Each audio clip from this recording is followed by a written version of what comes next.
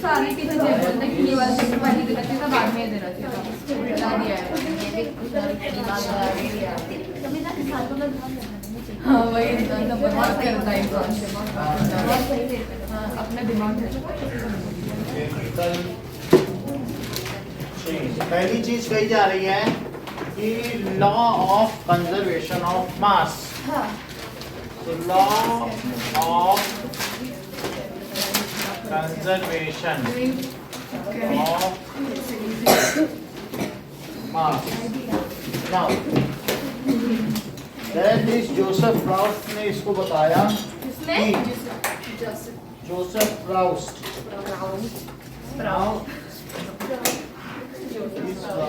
लेवाशिए ने बताया। अब फिर दूसरा वाला जोसेफ प्राउस्ट ने बताया। That is, mass can neither be created nor be destroyed in a chemical reaction. neither be created nor be destroyed during chemical reaction. In a chemical chemical reaction. reaction. In a chemical reaction. इसका मतलब है कि अगर कोयले को आग में जला दो, सी का मतलब कार्बन यानी कोयला, तो CO2 बनता है और ये 12 ग्राम इसके 32 ग्राम से रिएक्ट करके 44 ग्राम बनता है।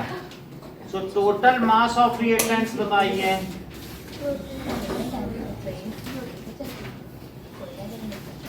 It is equal to 12 gram plus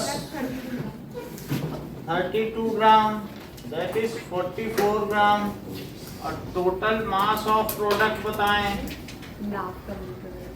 that is 44 gram. So total mass of reactants is equals to total mass of products. हमेशा यही चीज होगा।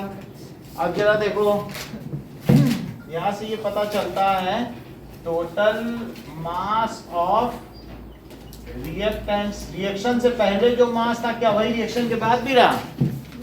वही क्या है? Total mass of product. Chemical reaction is merely rearrangement of atoms and no new atom is created or no atom is destroyed during this। जैसे मैं block से कभी रेलगाड़ी बना लूं, कभी जेट प्लेन बना लूं, बच्चों के खिलौने वाले, तो क्या उससे कोई ब्लॉक एक टूट जाएगा?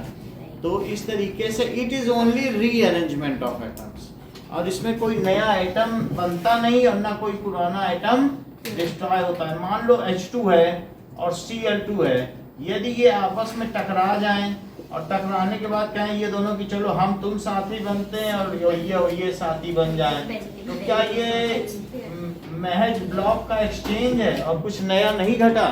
दैट इज पहले H2 था और ये Cl2 है, तो इसमें इनमें ब्रेकिंग हो गई बस यहाँ से टूटना हुआ कि नहीं?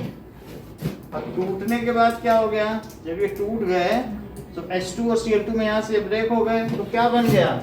2HCl के मॉलिक्यूल बन।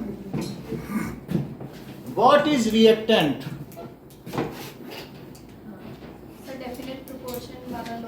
यस, रिएक्टेंट का मतलब है दो substance which participate in chemical reaction। Those, ठीक है, substance which participate in chemical reaction। Products, those substances which are produced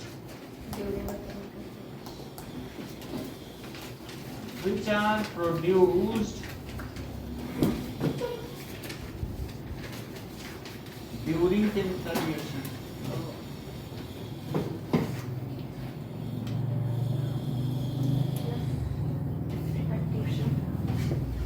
Now, law of definite proportion वाला छूट गया। तो अब देखिए, सो ये एंटोनी लेवाशिये ने इसको बताया। एंटोनी लेवाशिये,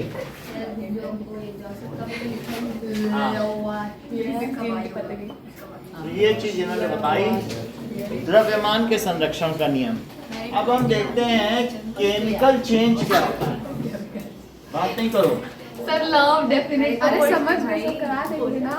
केमिकल चेंज, वो तो मालूम है ना, वो तो एक साथ वाले एक साथ कर लो। अब उसको सीखना भी है ना। सृष्टि ने कहा है कि आप मुझे चैप्टर वाइज थोड़ा सिखाओ, तो उसको थोड़ा सा अच्छा, आप देखते जाओ ना, तो मैनिपुलेट होगा कि नहीं होगा चीज। देखो केमिकल चेंज, केमिकल चेंज जो बहुत महत्वपूर्ण चीज है, वो छूट नहीं सकती हमारी नजर से, वो तो हमारी नजर में है ही। तो केमिकल चेंज क्या होता है? During any chemical reaction the products form have entirely new range of property. If the product form, ठीक है, ड्यूरिंग सम चेंज, कोई चेंज हो रहा है, फिजिकल हो रहा है, केमिकल चेंज हो रहा है, ठीक है। सो इफ ड्यूरिंग चेंज, या ये कह सकते हो ड्यूरिंग केमिकल चेंज, इतना लिखो, during chemical change the product form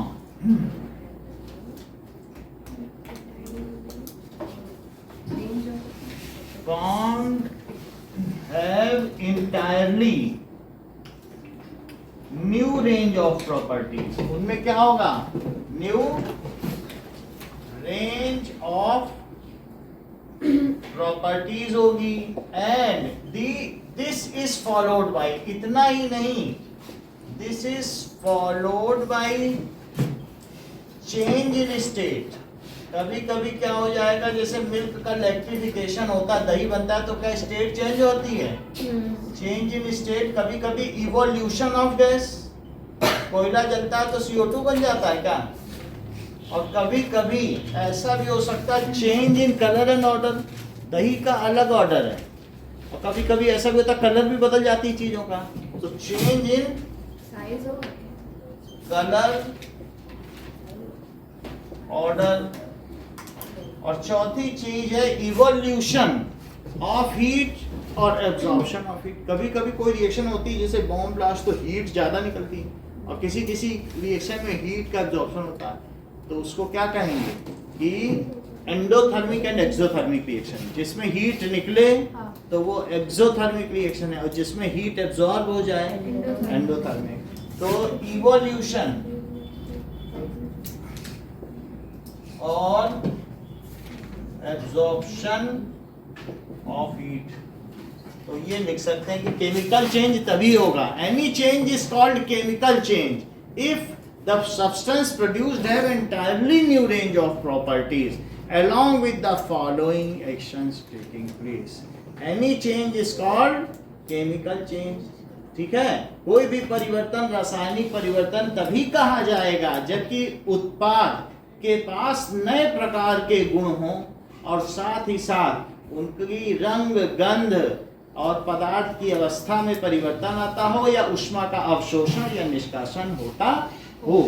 अब हम आगे बढ़ते हैं। इवोल्यूशन ऑफ गैस का मतलब कभी कभी जब ऐसा होता है तो आप ये देखें कि जैसे सी से ये बना तो गैस निकल गई, और कभी कभी कोई चीज जला दो तो it is completely change into gas. State भी चेंज हो सकती है, जैसे कोई चीज है तो उसी में नहीं आ जाएगा gas state. Change of state का मतलब है कि उसकी स्टेट चेंज हो जाए। दूसरा है इवोल्यूशन ऑफ गैस का अलग से बताया गया कि कुछ कुछ जलाने पर कुछ स्मेल आती है, जैसे कोई चीज़ आप जला रहे हो तो एक गैस निकल रही है ना।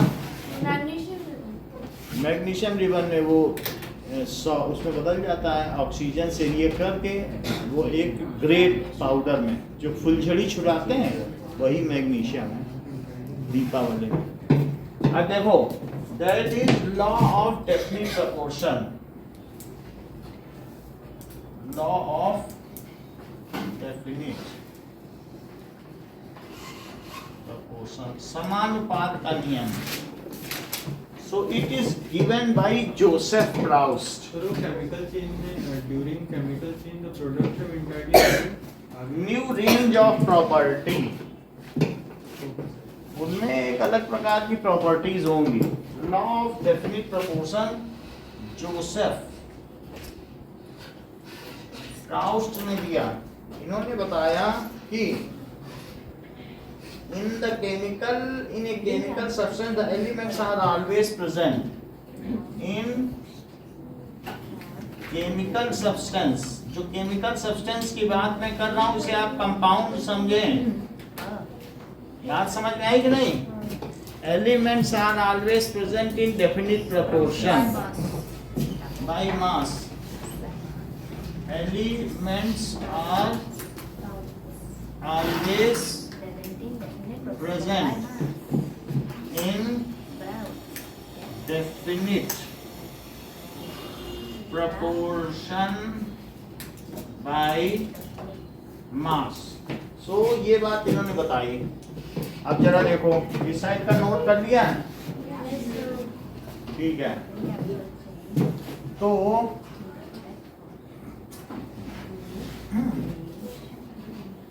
अलग अलग तरीके के जो एटम्स हैं वो उनका मास अलग अलग होता है.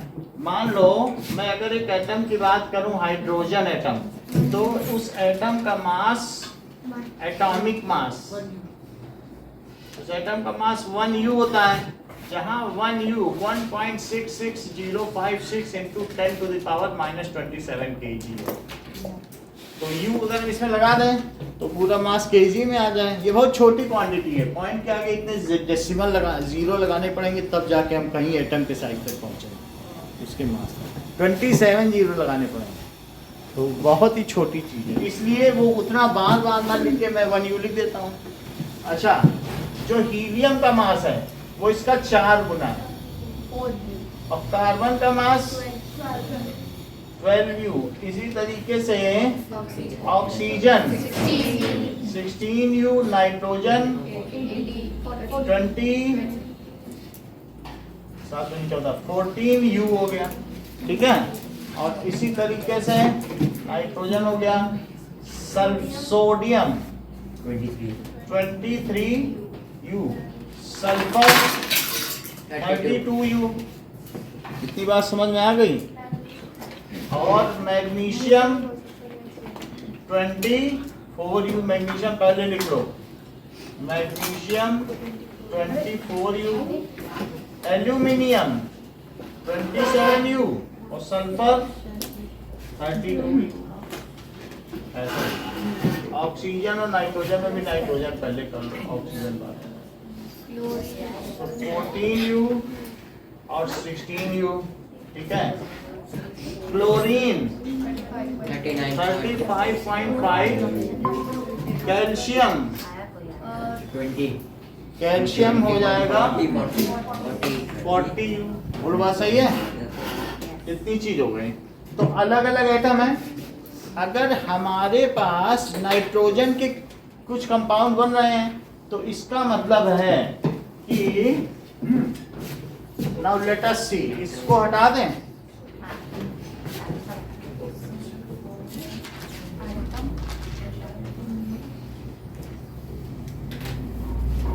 तो अब जरा यहां मैं कंपाउंड को देखूं.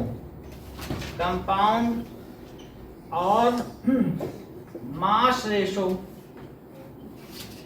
कंपाउंड है जैसे वाटर, और वाटर का केमिकल फार्मूला बताओ. Chemical formula H2O. ये हो गया. तो इसमें मास रेशो बताइए. Mass ratio. अब H/2O का बताओ. वैसे H क्या 2 है तो 2U हुआ और O 1 है. तो वहां से देखो कितना है 16U. यानी H/O कितना हुआ. मास ऑफ H और मास ऑफ, देखो मास ऑफ 2H लेना पड़ेगा क्योंकि 2H है. और मास ऑफ 1 ऑक्सीजन तो ये 2u हो गया और ये कितना हो गया 16u। तो सिंपली इसे कट करो तो कितना आया, तो 1:8 आया कि नहीं, 1:8। नाउ इसी तरीके से CO2, इसको कार्बन डाइऑक्साइड ही कहेंगे, कार्बन डाइऑक्साइड, तो CO2। तो अब इसमें किसका किसका रेशो लिया जाएगा, C:O। तो C का एटॉमिक मास कितना होता है 12u और O का 32u। तो इससे कितना होगा, 4 से डिवाइड करो जरा, 12u। 32 क्यों मैं ले रहा हूं, क्योंकि मास ऑफ कार्बन लिया है, अब मास ऑफ ऑक्सीजन, ये ठीक कह रहे हैं, 2 ऑक्सीजन है और 1 ऑक्सीजन कितना होता है, तो 2 ऑक्सीजन कितने हुए, U से U कटा और 4 3s are 12 and 4 8s are 32। तो कितना आंसर आ गया, ये बात समझ आ गई। ऐसे ही कैल्शियम ऑक्साइड, तो कैल्शियम ऑक्साइड CaO है, ठीक है। तो ये पेज नंबर कहाँ दिया है, आप अगला पेज पर रख लें तो वहाँ पता चल जाए। पेज नंबर है 36 एंड 37 में। तो टेबल दी गई है 2 पर्पल कलर में, calcium and mass of oxygen. Calcium का कितना मास है 40u और ऑक्सीजन का 16u। तो जरा इसको 4 से कट करो, 8 से करो, 8 5 या 40 और 8 2 जा, सो Ca और O दैट इज 40u और 16u। तो सिंप्लीफाई होके क्या आ गया 5:2 आ गया। अब मैग्नीशियम ऑक्साइड का बताओ, मैग्नीशियम ऑक्साइड, सृष्टि मैग्नीशियम ऑक्साइड का फार्मूला बताओ।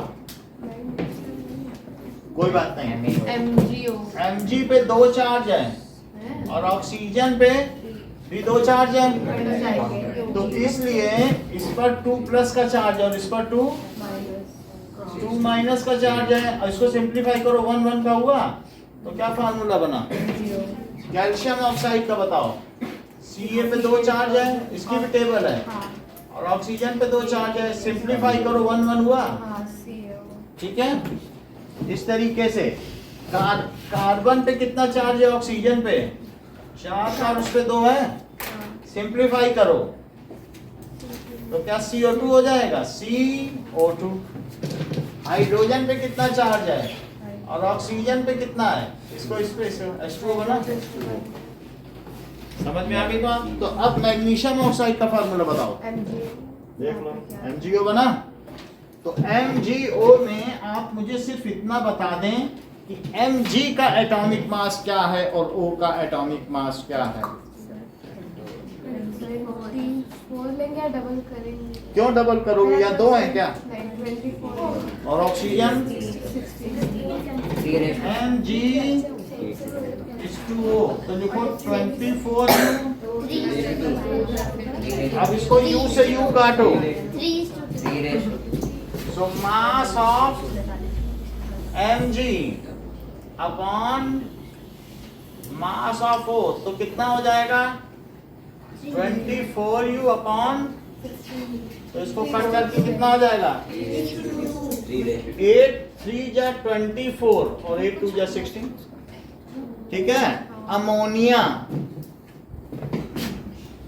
अमोनिया का क्या फार्मूला है, नाइट्रोजन, नाइट्रोजन और हाइड्रोजन, नाइट्रोजन की 3 की वैलेंसी इसकी 1 की, तो क्या बन जाएगा, सो NH3 में N:2H का रेशो निकालो। हाँ, एटॉमिक मास किसको किसको प्लस करना, एटॉमिक मास बस एटम है उसका जो मास है, उसमें कुछ प्लस नहीं होता है, मतलब ये याद करना पड़ेगा, ये एटम का मास है, ठीक है। इतनी बात समझ आ गई। अमोनिया में कितना है 14U और ये कितना है क्या 3 है H3 है तो 3U तो क्या आ जाएगा 14:3। अब देखो मैग्नीशियम सल्फाइड सोडियम क्लोराइड का करो नमक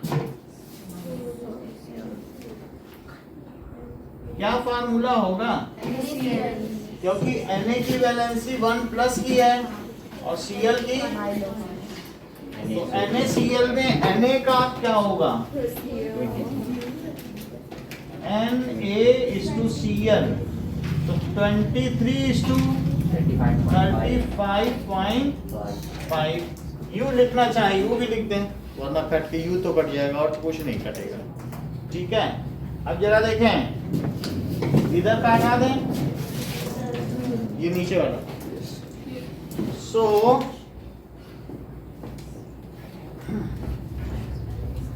सर अभी तो 2 सिमिलर आ रही है 1 और जब एक जगह 2 और एक जगह 1 पर क्या करेंगे उसका हो जाएगा वो तो नहीं आ रहा देखो हा ही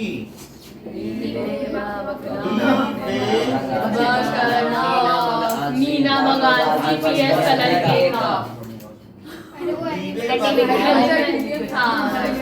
मीना मग बस ऐसे आता है PS कलर केका इसको कहते हैं निमोनिक्स अरे अपने सिलेबस में है ये निमोनिक्स अब जरा देखो आ ही सर आप बनवाना चाहते हो बोर्ड ना सर मीना मग आरसी PS कलर अब जरा देखो याद है स्टार्टिंग में ये भी बोर्ड पे लिखा था 1 2 3 4 5 6 7 8 9 10 11 12 13 14 15 16 17 18 19 20 अब जरा देखिए ये सब एटॉमिक नंबर हाइड्रोजन तो हाइड्रोजन में इसके अंदर एक प्रोटॉन होगा एक क्या होगा और न्यूट्रॉन कुछ नहीं होंगे लेकिन जो प्रोटॉन का मास है वही 1U है अच्छा हाँ और इलेक्ट्रॉन उससे 2000 गुना हल्का है तो अगर ये प्रोटॉन होगा तो ये इलेक्ट्रॉन से कोई लेना देना नहीं बस तो प्रोटॉन का मास लेना एक प्रोटॉन है तो 1U हुआ अच्छा तो क्या यहाँ जब कोई न्यूट्रॉन है ऊपर ये मास है और ये नंबर ऑफ प्रोटॉन ये मास नंबर इसको क्या कहते हैं जो मास में कंट्रीब्यूट करे उसको क्या कहेंगे मास और जो नंबर ऑफ प्रोटॉन है उसको क्या कहते हैं एटॉमिक नंबर तो एटॉमिक नंबर 1 हुआ। इसी तरीके से हीलियम में 2 प्रोटॉन है और 2 न्यूट्रॉन जब प्रोटॉन पे इलेक्ट्रॉन बैठ जाए तो न्यूट्रॉन बोल दो फिर न्यूट्रल हो गया कि नहीं क्योंकि प्रोटॉन प्लस है तो जो इसका मास है वही इसका होगा तो टोटल कितने U हो गया 4U क्योंकि 2 प्रोटॉन और वो भी प्रोटॉन ही है बस इलेक्ट्रॉन ही तो बैठा है तो क्या यहाँ 4 लिख दें अच्छा इसी तरीके से ये 3 है यदि मैं यहाँ 7 लिखता हूँ इसका क्या मतलब है कि 4 न्यूट्रॉन है एक्स्ट्रा 3 नहीं है 4 एटॉमिक नंबर के इक्वल्स टू प्रोटॉन 2 होंगे ये 4 है तो यहाँ 9 एक ज्यादा न्यूट्रॉन है यहाँ 5 तो एक ज्यादा 11 हर एक में एक ज्यादा इन तीनों में क्या एक ज्यादा है यहाँ से अब इक्वल 12 14 16 3 में ज्यादा 3 में इक्वल उसमें 90 फिर इसमें 90 फिर से एक ज्यादा ज्यादा एक ज्यादा इक्वल ज्यादा 2 1 समझ आया 3 में ज्यादा 3 में इक्वल ज्यादा एक नहीं है अब 12 इक्वल हो गया पता नहीं क्या जाता है 24 फिर उसमें 27, फिर 28, एक इसमें ज्यादा, नहीं जैसे सर है ना अब इसमें 31, 32 फिर 32, इसमें एक ज्यादा, अल्टरनेट में ज्यादा आ रहा, देख लो, ज्यादा छोड़ा ज्यादा छोड़ा ज्यादा, ज्यादा इक्वल ज्यादा इक्वल ज्यादा इक्वल ज्यादा, फिर से इक्वल फिर 30 इक्वल आ गया ज्यादा, 0.5 वो 0.5 है उसका एवरेज एटॉमिक मास, जब हम मास एबंडेंस लेंगे, अभी नहीं। तो 35.5 इसमें 35 वाले भी हैं, 37 वाले भी हैं, दोनों आइसोटोप का मास एबंडेंस लेंगे, तो वो आपको अलग से याद करना पड़ेगा। अब आर्गन 40 और ये पता नहीं कितना देखो 19 और ये 39 और ये इक्वल 40 ज्यादा ज्यादा ज्यादा पता नहीं कुछ 3 में ज्यादा, कितना क्या ज्यादा 2 ज्यादा, आर्गन में तो ज्यादा एक अकेला आर्गन ही है ना हाँ सर लिख लेता हूँ नोट करो। सर मास ज्यादा ज्यादा mass number, neutron plus proton is mass number. Mass number क्या होता है? नंबर ऑफ प्रोटॉन्स और plus number of neutrons. Normal mass number इन्हीं की संख्या ऊपर लिखी गई है, वही वहाँ U बन रहे हैं क्योंकि उन्हीं के बाद उनके बराबर है। अगर सृष्टि का भार 1U है और यहाँ 4 सृष्टि बैठी है तो 4U, ठीक है। चार पहले की 4 पोजीशन तो यही खा जाएगी और 2 प्रोटॉन और 3 न्यूट्रॉन तो 5U। सर तो सर एटॉमिक नंबर सर ने बताया क्या? कम ज्यादा कम ज्यादा कम ज्यादा है कम कहाँ हो रहा है कम डबल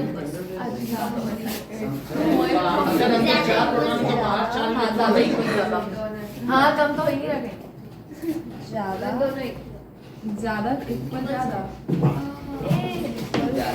फिर ज्यादा मतलब देखो। एक सेकंड ये तो समझ में आ गया ना, ज्यादा इक्वल ज्यादा इक्वल ज्यादा इक्वल ज्यादा इक्वल ज्यादा इक्वल ज्यादा ज्यादा ज्यादा इक्वल। मेरे आंखों में आंसू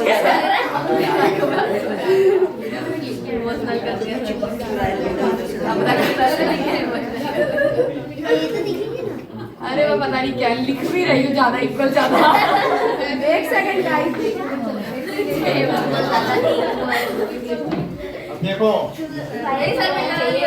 सर आर्गन में 4 ज्यादा है ना, सर आर्गन में 4 ज्यादा है ना, किसमें 2 डबल करो, अच्छा 18 दूनी 36।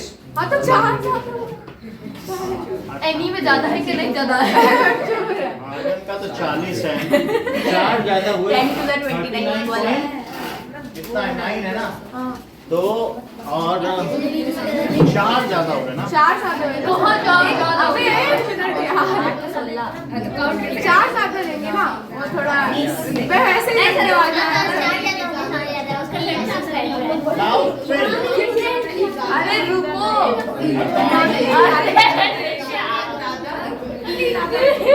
मास नंबर, तो आपको एटॉमिक नंबर और मास नंबर फिल करना है, टेबल आपको दी जा रही है।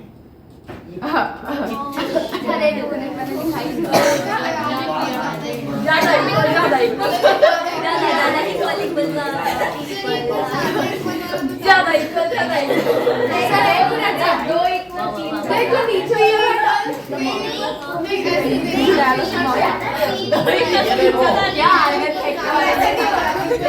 इसमें ज्यादा है, इसमें ज्यादा है, फिर 3 छोड़ दो, फिर ज्यादा ज्यादा एक ही छोड़ दो, ज्यादा ज्यादा ज्यादा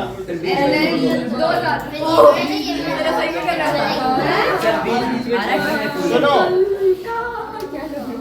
मैं यार तुम्हें बता दूं, शुरू में 2 छोड़ो और लास्ट में 1 छोड़ो, उसके बाद से ज्यादा का खेल शुरू कर दो। ज्यादा यहाँ भी ज्यादा होना है, फिर 3 को तो छोड़ ही दो, फिर ज्यादा इक्वल ज्यादा मतलब इधर ज्यादा सर एक मिनट सर, एक मिनट। शुरू में 2 छोड़े और लास्ट में 1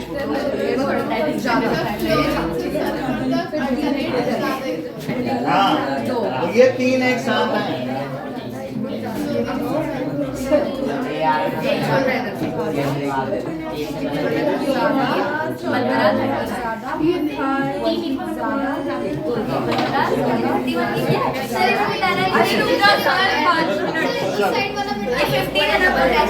ये हो गया।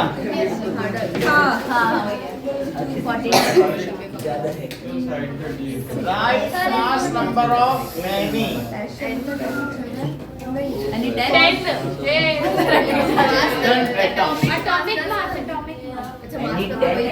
Atomic mass. तो वही तो कर रहे हैं नहीं, वो मास नंबर है। अब एटॉमिक मास यू में होता है ना एटॉमिक मास। सर, मतलब देखो सर, उसमें बस एक वो यू लगा दोगे। बस है ना, बस पक्का। हाँ, अब यही 3 क्वेश्चन करो। सर यही लिख के इनका रैंडमली बस इनके पीछे यू लगा दो, मास नंबर के पीछे बन गया।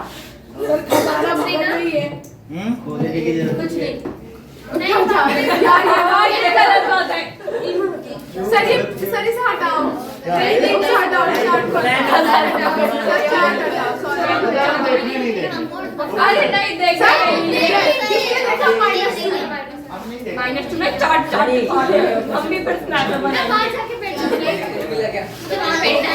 कवर कर दे रहे हो। अब इसे झाँक के पेपर ही नहीं दिया वो आगे दे रहे हैं ना विषय। देना यार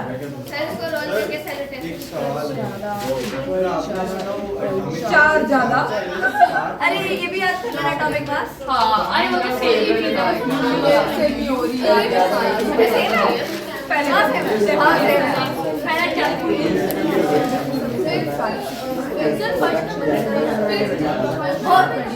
ये मास नंबर एटॉमिक मास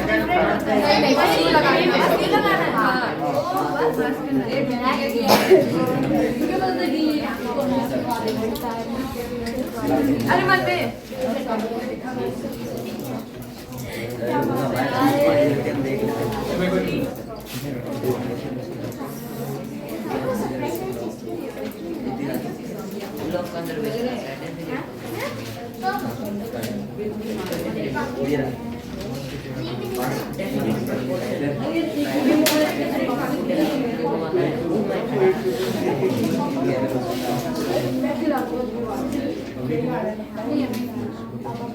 आज खिलाना पड़ेगा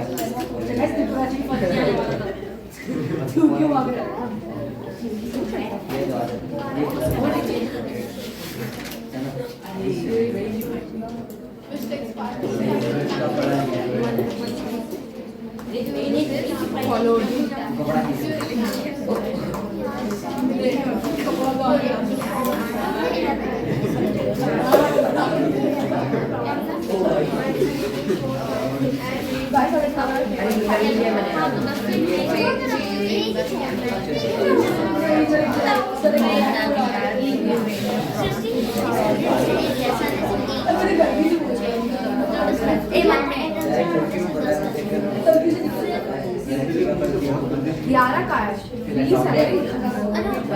अरे ये सेम ही चीज है, इसमें तो बस ब्लू लगा लो यार। अरे केमिकल चेंज समझा दो यार, केमिकल चेंज क्या समझा दो। अरे यार ब्लू शिट में को पीछे होती है सर। नहीं केमिकल से बच्चे को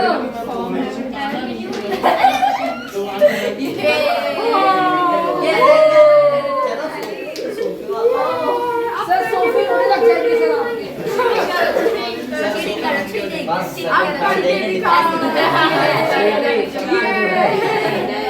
सर 20 में कुछ है ही नहीं। बीच में से cobalt nickel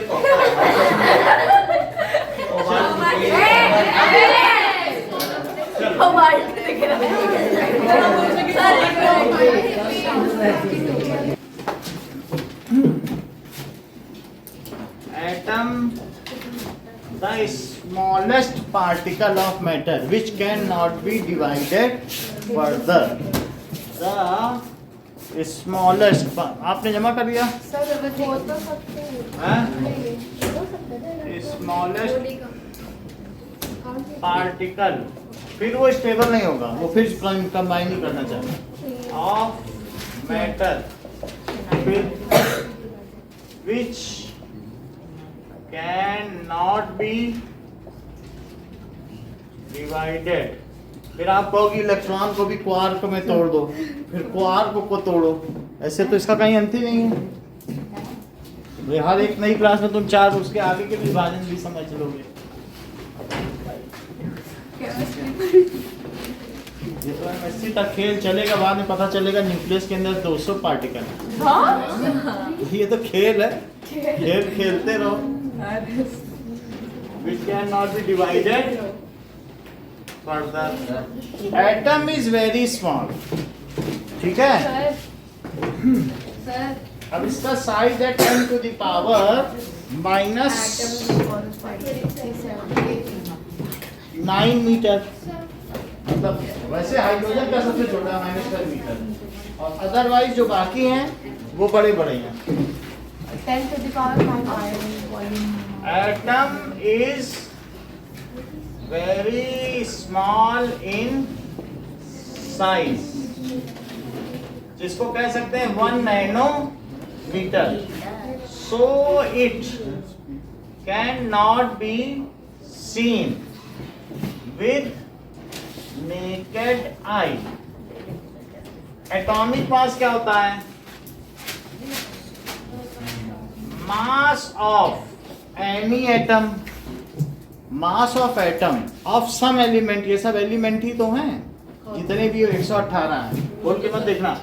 mass of atom, ठीक है, mass of atom expressed in U, किसमें एक्सप्रेस किया जाए?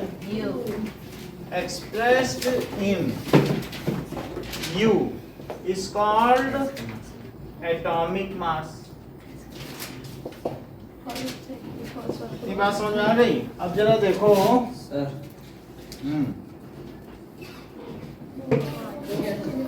For example atomic mass of hydrogen, atomic mass of H atom कितना है?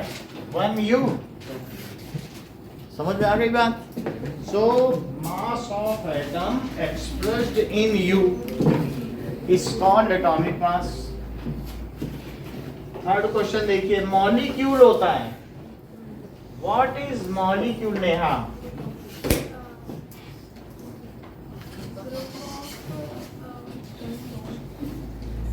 बोलो। बहुत अच्छा, बोलो साक्षी, बोलो। आर्यन, क्या? when two or more same or different kinds of atom chemically combine together they form sir molecule. Different हाँ, जैसे CO2 हाँ, तो एक हुआ तो में बस सेम नहीं होता। अब उसी में एक पार्टिकल उठा लो तो मॉलिक्यूल है, उन्हीं को ढेरी लगा लो तो कंपाउंड, उन्हीं की ढेरी, एटम की ढेरी ही तो एलिमेंट है। हाँ, मॉलिक्यूल ऑफ अब element, molecule, molecule of compound. अगर मॉलिक्यूल अलग अलग हैं तो उनकी ढेरी, जैसे CO2 की ढेरी कंपाउंड है और H2 की ढेरी एलिमेंट्स। हाँ, ठीक है। समझ में आई? जैसे अंगूर कोई बेच रहा हो और कह दे लो अंगूर का गुच्छा ले लो, तब भी तो अंगूर ही बेच रहा है। जैसे H2 बेच रहा है तब भी तो H ही बेच रहा है। तो इस तरीके से मॉलिक्यूल अब रिपीट करो। देखो सौम्य हाथ उठा रही, तुम पहले बोलो। Aryan, when two or more same or different kind of element chemically combined is called molecule. हाँ, when हाँ उतना चलेगा। when two or more same or different kind of atoms chemically combine, आपस में कंबाइन कर जाएं form molecule. It is of two types. इसके दो टाइप्स हैं. Molecule of element और molecule of compound. एलिमेंट में मॉलिक्यूल किसके हो सकते हैं? H2, O2, N2, Cl2. तो ये सेम काइंड कंबाइन कर गए. और डिफरेंट करें तो CO2, H2O, C6O6. Molecular mass.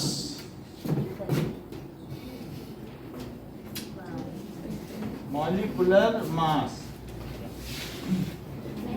ठीक है. Mass of all atoms present in A molecule is called molecular mass. It is expressed in you. Repeat करो ध्रुव. The mass of atoms in a molecule. आप बोलो बताता. मैं हाँ, सुना नहीं. ये हाँ रही. इस चीज को कहते हैं कि cutting edge. Mass of all atoms in a molecule is called molecular mass. It is represented by U. हाँ, mass of all atoms. ठीक है. अब सम भी लिख लो. सम of mass of all atoms present in a molecule is called molecular mass. It is expressed in U. इसको प्रदर्शित किया जाता है U में. जैसे मॉलिक्यूलर मास ऑफ वाटर, तो क्या हो जाएगा? 2 into atomic mass of H और plus atomic mass of O. तो बोलो H का एटॉमिक मास कितना होता है? 1U. और इसका कितना होता है? 16U. तो बोलो 2U plus 16U कितना हो गया?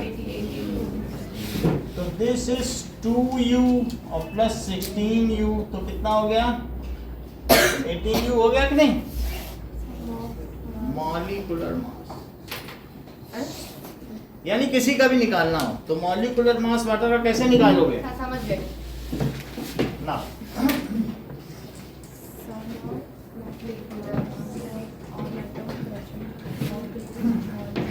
molecular mass of methane CH4, जिसको हम लोग फ्यूल के तौर पर ऑटो में CNG के तौर पर इस्तेमाल करते हैं. तो atomic mass of carbon plus 4 into आना कितना होगा मीथेन का मास? मॉलिक्यूलर मास बोलो.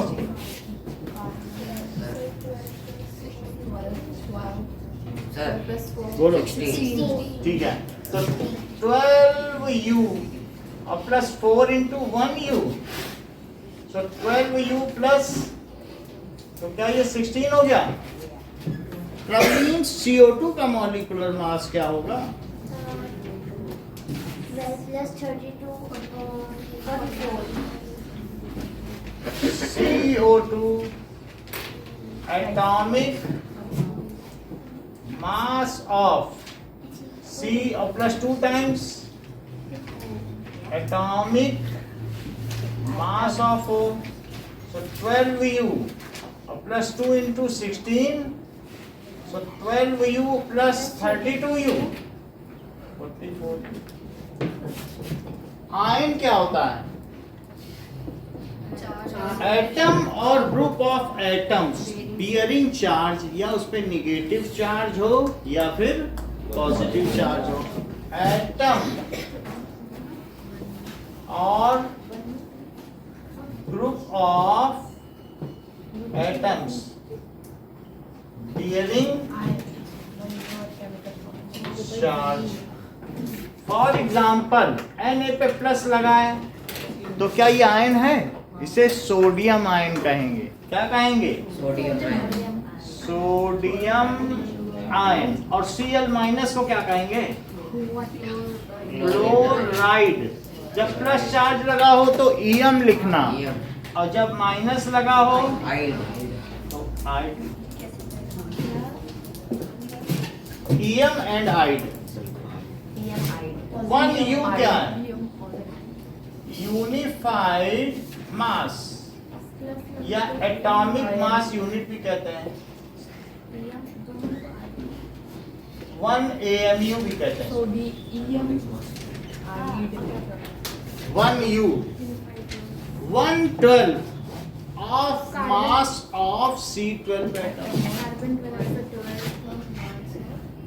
1/12 of किसका? Of mass of C12 atom. अब जरा देखो इसका मतलब क्या है? सर वो 1 AM में तो पहले से कहा जाता है. पहले कहा जाता था, अब नहीं कहा जाता. अब 1U कहते हैं लेटेस्ट. जरा देखो कार्बन है 6 प्रोटॉन और 6 न्यूट्रॉन, और ये भी कार्बन है 6 प्रोटॉन और 7 न्यूट्रॉन, और ये भी कार्बन है 6 प्रोटॉन और 8 न्यूट्रॉन. बदल जाएंगे उससे कुछ नहीं फर्क पड़ता, सब कार्बन है. लेकिन इसमें टोटल क्या हुआ? क्या C6 12 है और C6 13 है और ये C6 हम इसकी बात कर रहे हैं. इसमें क्या 12 सदस्य हैं? अगर इस कमरे में 12 सदस्यों में 1/12 कर दूं तो क्या क्या एक सृष्टि का मास आ जाएगा? और वही 1U होगी. 12 लोग बैठे हों अब मैं 1/12 कर दूं तो या मैं ये कर दूं 1/16 ऑफ मास ऑफ वो एटम, तब भी वही चीज आएगी. क्योंकि ऑक्सीजन में 8 प्रोटॉन और 8 न्यूट्रॉन में 16 लोग बैठे हैं, तो 1/16 कर दो तो क्या एक का आदमी का मास ना आ जाए? अब जिसमें 12 बैठे हो तो 1/12 ना करें. जो भी मास नंबर, तो मास नंबर है जितना भी उसका वजन है उसका 1/12 कर दो. सर तो यहाँ पे क्या है? 1U minus 1/12 mass of carbon. 1U क्या है? 1/12 of mass of C12 atom. इसके 12 टुकड़े कर तो दो. C माइनस, मुझे माइनस बुक में देखो एक तरबूज है, उसके 12 टुकड़े किए हैं. वो वही तरबूज जो है ना कार्बन एटम है.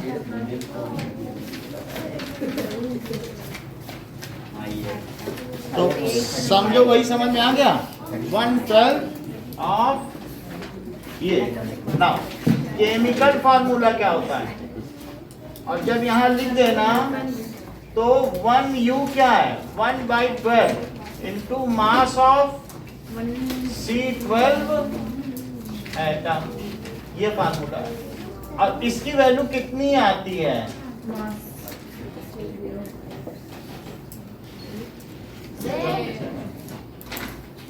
बोलो बात समझ में आई? 1U इतना आता है, 1/12 हो गया. केमिकल फार्मूला क्या होता है? सर C12 एटम मतलब जिस एटम में 6 वो है, 6 ये वाले. हाँ. हाँ जी. Now chemical formula is symbolic representation of composition of any chemical substance. Now chemical formula compound का दिया जाता है, और कंपाउंड में क्या बहुत सारी चीजें होंगी. तो symbolic representation of composition of all elements present in compound. For example, chemical formula of glucose क्या है? Of glucose is C6H12O6। इससे ठीक ठीक पता चल रहा है कौन कौन से एलिमेंट प्रेजेंट है और कितना कितना है। तो क्या ये सिंबल में मैंने नहीं बता दिया? और कोई ऐसे बता दे 6 कार्बन एंड 12 ये हैं तो बोलते ही बोलते टाइम निकल जाए। और symbolic representation of all elements, composition of all elements present is called, क्या कहेंगे, केमिकल फार्मूला। अब आप लोग मुझे थर्ड क्वेश्चन करके दिखाइए। बस हाँ बस बस अरे मैंने दिखाई नहीं अभी तक। एक minute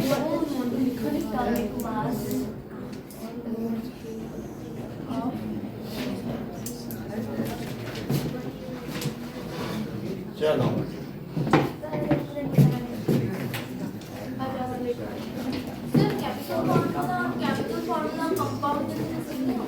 chemical formula of compound आपकी बुक में दिया है, और वैसे किसी का केमिकल फार्मूला है तो उसमें कंपोजिशन नहीं आएगा। जैसे केमिकल फार्मूला H2N2 भी है, और तो मॉलिक्यूल का होगा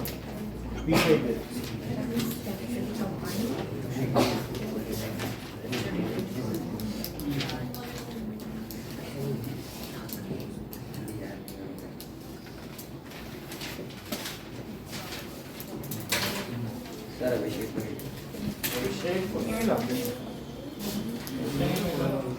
एग्जांपल में लिखना है क्या? सर ये एग्जांपल में लिखना, सर सबको एग्जांपल लिखना है हर एक के, नहीं आज का पेपर अब मैं हटा दे रहा हूँ। नहीं